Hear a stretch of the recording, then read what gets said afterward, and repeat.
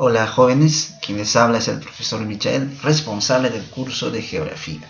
Justamente hoy vamos a desarrollar sobre la introducción a la geografía.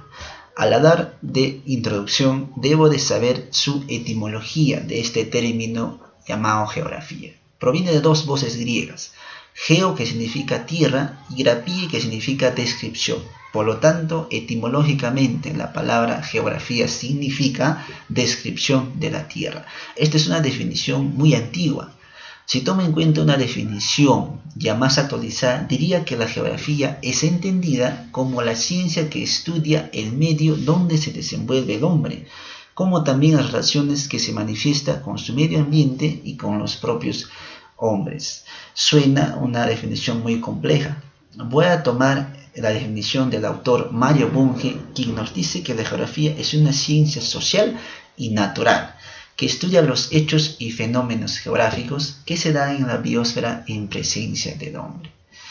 Mario Bunge nos dice que el hombre, quien es el principal modificador del espacio geográfico, y justamente este espacio geográfico, por ese accionar humano, ya está compuesto por elementos tanto naturales como culturales. ¿Ya? El hombre en su accionar es lo que genera los hechos y fenómenos geográficos. ¿Ya? Entonces la geografía nos permite conocer el medio donde habita el hombre para poder respetarla y hacer un uso adecuado de los recursos. Eso dice Mario Bunge. ¿Ya? Pero al hablar de un poquito de su historia, es decir, la evolución histórica de la geografía, diría que la geografía nace en Grecia, en el año 2500 a.C. Se cree que fue Aristóteles el primero en utilizar el término geografía. Ya, se cree que Aristóteles, este filósofo griego. Ya, ahora, no olvidar también que Hecateo de Mileto es considerado el padre de la geografía antigua. Ya, Hecateo de Mileto hace una descripción de los lugares que veía. Los lugares que veía generalmente hacía sobre los pueblos que habitaban en este caso a las orillas del mar Mediterráneo. De eso hace Hecateo de Mileto una descripción y justamente tiene una obra llamada Los viajes. Entonces, Hecateo de Mileto, el padre de geografía antigua. Ahora, geografía antigua, en la edad antigua, era entendida solamente como descripción de los lugares que uno veía, lo que hacía Hecateo de Mileto. Ahora, en la Edad Media, la geografía, como otras ciencias, sufren un retroceso, un periodo de estancamiento, por ser un periodo donde prevalece la idea teocéntrica, la prevalencia de la religión. Todo se rige por los conocimientos bíblicos en la Edad Media. Entonces, los únicos que hacen geografía en la Edad Media son los árabes, pero siguen manteniendo una geografía descriptiva. ¿Ya? Pero en la Edad Moderna se produce el despertar de la geografía. Surgen figuras como Alexander von Humboldt y Carl von Ritter, quienes son llamados los padres de la geografía moderna. Alexander von Humboldt también es llamado el padre de la geografía física por su obra Cosmos, ya que es uno de sus libros en el campo de la geografía física. Entonces, no olvidar, Hecateo de Mileto, padre de geografía antigua.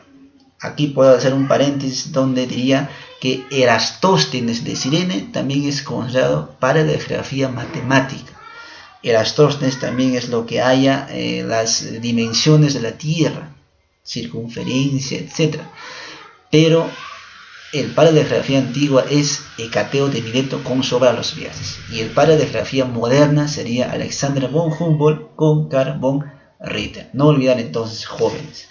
Ahora, para entrar a hablar sobre principios geográficos, debo de saber antes qué es un hecho y qué es un fenómeno geográfico. Mario Bunge decía que la geografía es una ciencia social y natural. ¿Ya? ¿Por qué? Porque el hombre en su accionar es el principal modificador del espacio geográfico y justamente por ese accionar es lo que genera hecho y fenómeno geográfico. Eso decía Mario Bunge. Pero ¿qué es un hecho y qué es un fenómeno geográfico?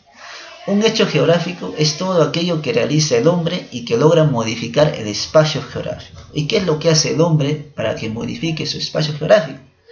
Por ejemplo, lo que el hombre hace es construcción de viviendas, construcción de carreteras, construcción de puentes, represas, centros mineros, etc. Todo lo que hace el hombre el cual logra modificar su medio geográfico. Eso es un hecho geográfico.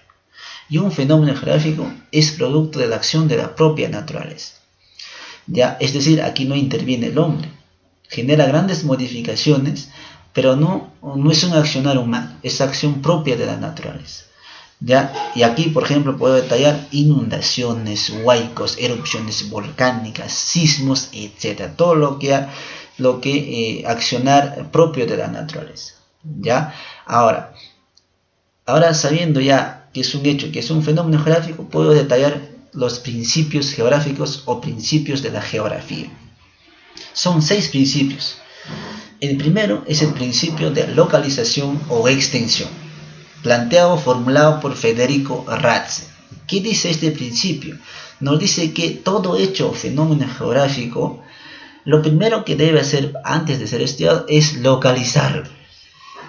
Todo hecho o fenómeno geográfico, lo primero que debo hacer es localizarlo en espacio y en tiempo. Ese es uno de los principios más importantes. Para estudiar un hecho o un fenómeno geográfico, lo primero que debo hacer es localizarlo, ubicarlo. Paso al segundo principio, que es el principio de descripción o caracterización planteado por Carl von Ritter. Consiste en dar a conocer las características de un hecho o fenómeno geográfico. Dar las características, describirlo. ¿Ya? Y el tercer principio es principio de universalización, comparación o generalización, ya planteado por Carl von Ritter y Paul Vidal-Delabech o Pablo Vidal-Delabech.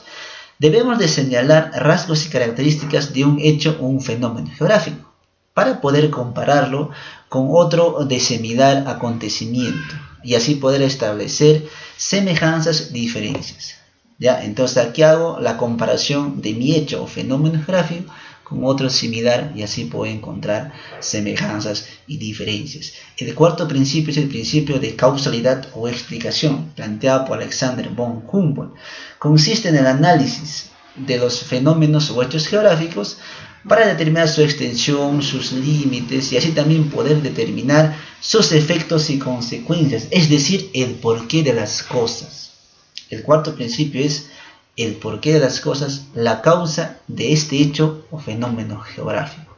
Y el quinto principio es el principio de conexión, coordinación o relación, planteado por el francés Jean Brunet, que nos dice que todos los hechos y fenómenos de la realidad geográfica están íntimamente relacionados entre sí y deben ser estudiados tomando en cuenta su conexión. Nada se puede estudiar aislado, todo se debe estudiar. Todo hecho o fenómeno geográfico se debe estudiar tomando en cuenta su conexión. ¿Ya? Y el sexto principio es el principio de actividad, acción, evolución o dinamismo, planteado también por el francés Jean Brunet, quien nos dice que los hechos o fenómenos geográficos están en permanente transformación, en permanente cambio. No hay nada que esté inmóvil, según este principio. ¿Ya? Entonces, en resumen, principio de localización se entiende, localizar mi hecho o fenómeno geográfico. Principio número 2, principio de describir, paso a describir mi hecho o fenómeno geográfico. Luego lo comparo, mi hecho o fenómeno geográfico, con otro similar. Luego explico por qué se dio este hecho o fenómeno geográfico. Y luego lo estudio tomando en cuenta otro hecho o fenómeno geográfico, lo que es la conexión. Y decir que mi hecho o fenómeno geográfico está en permanente cambio, en permanente transformación, que es el último principio. ¿Ya? Entonces, estos serían los principios geográficos.